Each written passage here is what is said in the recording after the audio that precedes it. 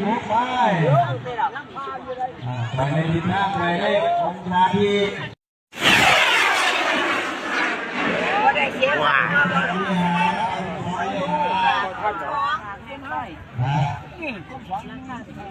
พอไปถึงทิศทางไม่นอนครับมี2.5ไม่ได้ร้ายกันเลยมันไพ่รางวัลที่1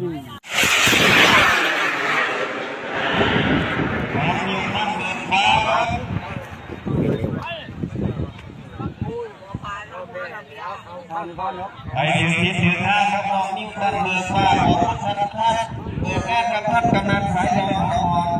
เบอร์แก้ท่านขอโทษก็ได้ขอโทษก็ได้ร่วมเพื่อนน้องนิ้วตันเบอร์ฟ้า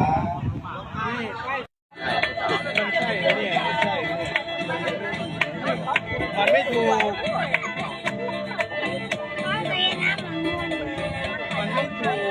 เล่นมาสุดท้าย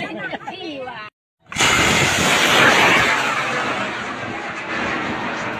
ไปมีการรวมพลังครับรวมพลังไปถึงทิศทางนะครับไปถึงทิศทางเวลาจากวัดสะพานน่าจะเป็นใจนี่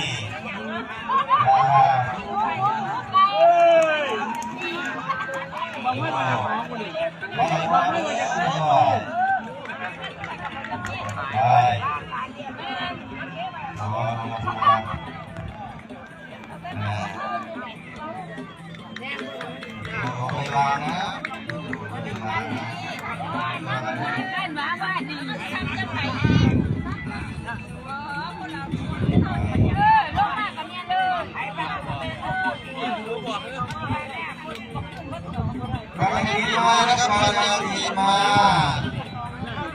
ทีมา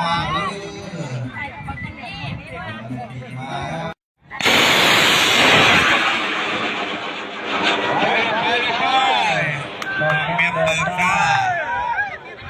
ดูเรื่องการเดินทางครับที่ดีเลย